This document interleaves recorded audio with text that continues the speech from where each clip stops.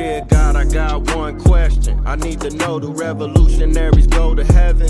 And if so, may their legacies last forever and their seeds grow. Tell them that we love them so and never let them die slow. It's like we cursed to be born black. We was kings and queens, now look where we at. I know it won't be long before we take it back. I just hope I live long enough to see it happen, and that's a fact. Cause one thing when you pro-black, you might love your people, but they may not love you back. For more than 400 years, we've been under attack. We survived slavery and then they gave us crack. Do revolutionaries go to heaven? Do revolutionaries go to heaven? Do revolutionaries go to heaven? Do revolutionaries go to heaven? Do revolutionaries go to heaven? I wanna know. Do revolutionaries go to heaven? I hope so. Do revolutionaries go to heaven? I wanna know. Do revolutionaries go to heaven? I hope.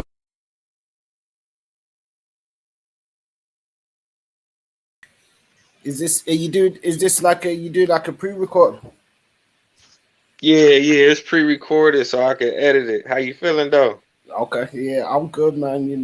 Definitely good to connect with you again, man, bro. So I know you do some Oh good work yeah, and stuff as well. So, yep.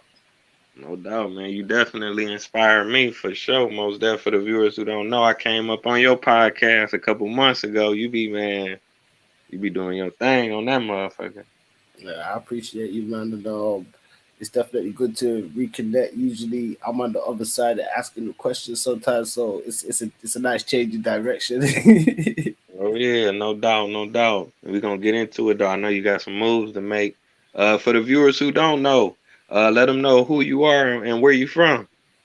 Yeah, so I go by the name Fonzi Neutron, also known as Warren Vincent. I'm from Birmingham, UK. That's where I was born within that. Obviously I've traveled around and, built my roots in other places, namely in New Orleans, Louisiana, linking in with the tank gang and stuff like that. But I represent UK nonetheless. I still represent like the world. I see myself as a global citizen, especially when it comes to the diaspora and stuff. So when it comes to, I guess, my music and the moves that I make, I don't just take local influence, but influence from all around, where especially when it comes to our people that have laid down for the culture, man. So I see myself as like the UK element adding on and just building into the mix. Okay. Now my next question is this. You from the UK, so when did you first get introduced to hip hop? Was it something you heard on the radio, or you actually seen it on TV, or was it already out in the communities at that time? Yeah, I'd say very early, and some of my like earliest memories is I got like a bunch of older cousins and stuff. Initially, some of them being into some of the early guys, the Wu Tangs and stuff like that.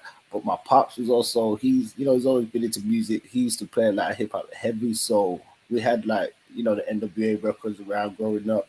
Ice T, I remember being a strong fixture in like his car and stuff like that. So when we'll be riding around, Ice T was always playing. Me and my brother in the back rapping the lyrics to 6 in the morning and midnight and all those tracks. And then you know at that time the hip hop bubbling and stuff in the 80s, we were still checking out stuff because the UK was still, I guess, a big market as well. So we was getting introduced to them days when they had the cassette tapes. You had like the Tower Records, HMVs, um, Blockbuster, some of these shops that ain't really around no more. So we would go there, check out CDs, tapes. I think one of the first CDs or tapes we had was like KRS-One, and they had Mm, the MCs that like they don't know. So even that, like we grew up in the bedroom like playing that instrumental, those when you get the instrumental versions going backwards and forwards, rapping, just like sharpening skills like that, and then just really staying down with hip hop over the years. Other people, it's I think I would say hip hop's grown to be the big world music it is now. But in the early days, select people was listening to it. In those days, you would just come across people that would probably bring you a tape if you heard this, if you heard that, and then you start discovering new artists and stuff that way where we didn't have the internet. okay. Now, when I asked you, you had spoke about the diaspora earlier, like in UK. it's a significant black population, but sometimes cats come from Africa, some cats come from Jamaica, Caribbean.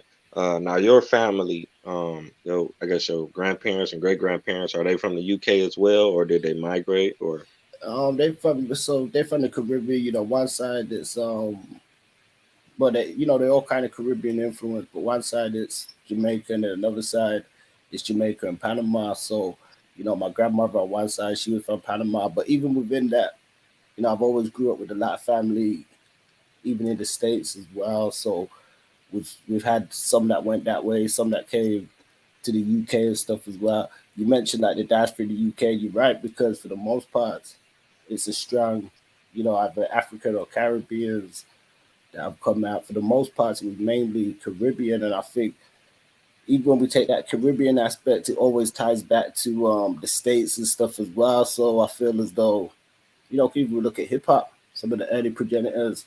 I was just talking to somebody about this earlier, actually, where they were saying, even like Biggie in that Caribbean background. We just lost Kango. Kango, he was Haitian. Um, a lot of the guys from out there, from like the Caribbean, it's Cool Herc, Jamaican. You know what I mean? oh yeah, no doubt. I mean, really, hip hop was founded and created by it was a mixture of cats from, like you say, Jamaica, Haiti, Puerto Rico, Yeah, and African Americans together. They put that thing together because I think, like you said, Kool Herc from Jamaica. I think yeah, yeah, yeah, Grandmaster Flash is like Haitian or something like that. yeah, yeah, yeah. I think Bambaataa, I think one of his parents is from the Caribbean. A lot of Yeah. cats from the Caribbean, man. Buster, Biggie, too And you many know to what? name. And you mentioned me coming up, 'cause just to tap in. That's what I loved about those days. They showed it didn't matter where it was coming from. They showed that wider affiliation to their nationality or people. So even you take Bambaataa, even though I don't agree with some of the stuff that have came out over the years, and but he had Africa Bambaataa. They had the Zulu Nation. They had certain words and phrases that a lot of them would use at the time that connected to somewhere outside of America as well, especially just to the wider culture of us as a people. So I always liked that aspect of hip hop and stuff as well, 'cause it made you feel like you could be involved and you could be a part of it. Yeah, no doubt. A lot of cats. I mean, because some, represented more than others. 'Cause I think Nori, I think it's people from Puerto Rico. Yeah. KRS, I think it's one of his parents is from the Caribbean. AZ, the list goes on. So probably half Especially the they cat. said a lot of the East, especially on the East Coast those days, a lot more. All the Yeah. Brooklyn artists and stuff. No doubt, no doubt.